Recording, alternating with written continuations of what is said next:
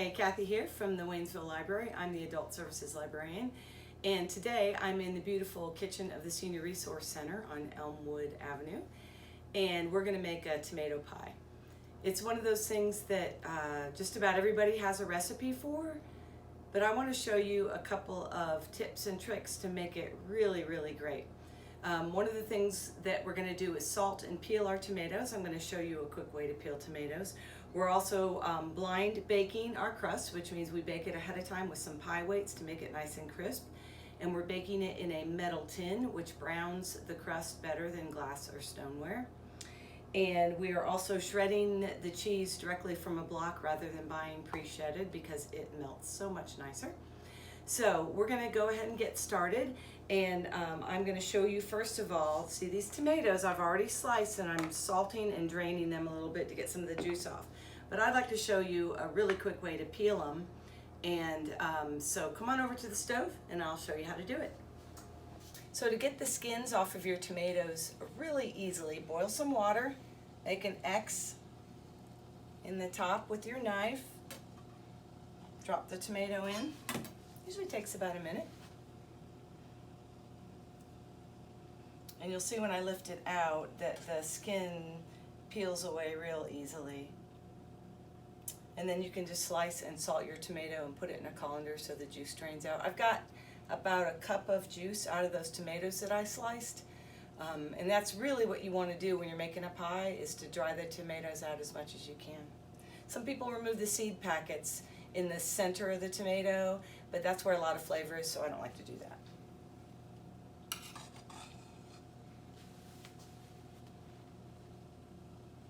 See how easily that skin comes off now? Just like that. And then when you want to slice it, you just slice some slices off like that and salt them. We probably have enough already salted and drained for our pie. I just wanted to show you this quick and easy way to get a tomato peeled and sliced. So this savory pie has a layer of tomatoes in a baked crust with a mayonnaise and cheese and herb sauce on top. There's lots of different variations. I'm also going to put some crumbled bacon on it today too, which you can leave off if you don't like bacon. So let me show you first of all, before we make the cheese topping, what I did with this crust. So I wanted to cook it in a metal tin because it browns better than glass or stoneware. And I also wanted to pre-bake it, which is called blind baking. And I use these little pie weights. Just put them in some parchment paper like that and bake it for about 20 minutes. And you end up with a crust that's almost done, and that's what you want.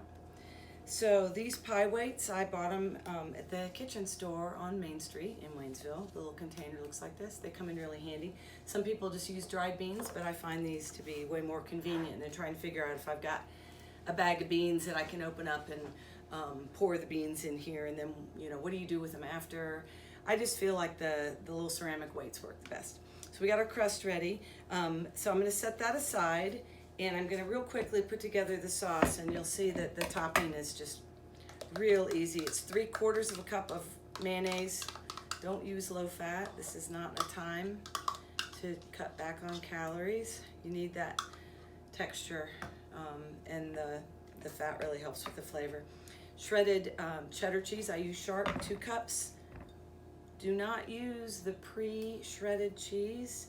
It has stabilizers in it that keeps it from caking, and it also keeps it from melting properly. 3 tablespoons of freshly shredded Parmesan or Asiago. Green onions, about a 1/2 cup. Black pepper, I'm gonna put in, I guess that's about a teaspoon. I don't add any salt because I've already salted the tomatoes, and the bacon has a little bit of salt in it, and so does the mayonnaise, so you don't want your dish to be too salty. This is freshly chopped basil. It's 20 leaves. If you don't like a strong basil flavor, you can cut that back to 10. I'm going to leave the bacon to put on the top, and a little bit of garlic powder, as much as you like. I'm gonna put about a teaspoon. Teaspoon is about the palm of your hand when you cup your hand tightly. For things like this where it's not crucial that you get exactly a teaspoon, it's very convenient, I think, just to use the palm of your hand. And that's it. So that is mixed up and ready to go. We're gonna layer those tomatoes in the crust. I like to dry them one last time before I put them in the crust. So if you want to, you can just give them one last pat to dry them off. These are Mountain Majesty tomatoes. Hopefully, I'm gonna hold up a slice so you can see. It's a really nice beefsteak slicer. It's one of the first tomatoes to come in, so you can find it at any of the produce stands, or even Ingles has it this time of year. I think it's coming out of Tennessee. It's a really good early slicer.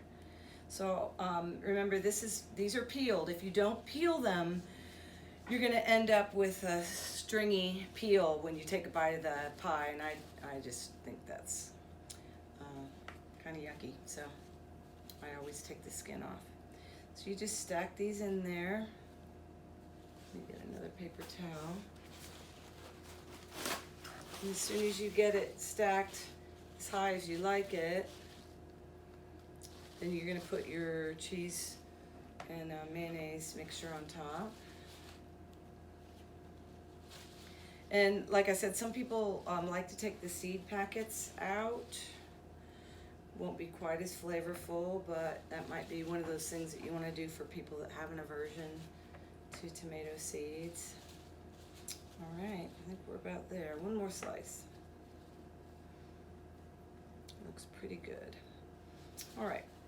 We're gonna just pile this on top and then spread it out real gently so that you don't smash the tomatoes.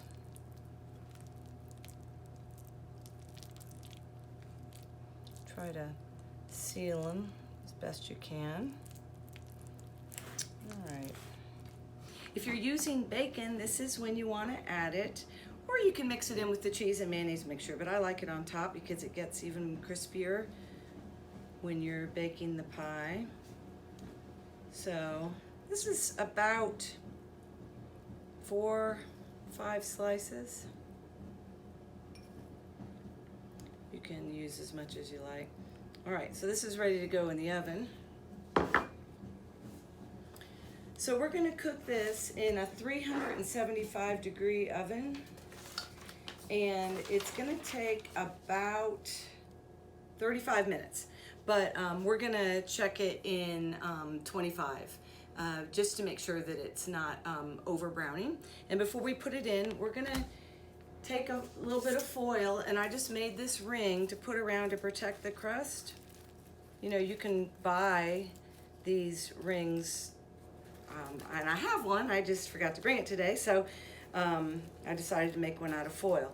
This protects your pre-baked crust because you know it's already almost done, and if you don't do this, the edges are gonna be too dark. So I'm gonna put this in the oven, and we'll check back and look at it in about 30 minutes. We baked this for about 25 minutes. Turned out beautiful. Take the little foil collar off, and you can see that the outside rim didn't brown a whole lot more, which is what you want. Bacon's nice and crispy, the cheese looks toasty, it looks delicious. It's very important to let this sit for at least an hour before you cut into it. I like to let it sit even longer because I prefer to eat this room temperature rather than hot right out of the oven, and it'll hold together so much nicer. The slices come out nice and clean. So let it sit for at least an hour. And if you would like the written instructions for this recipe and how to make this pie, go to the library's website. And if you have any specific questions for me, don't hesitate to email me. And thank you very much for watching. For more information on how to grow and use tomatoes, check out these 2 great books Epic tomatoes and American tomato.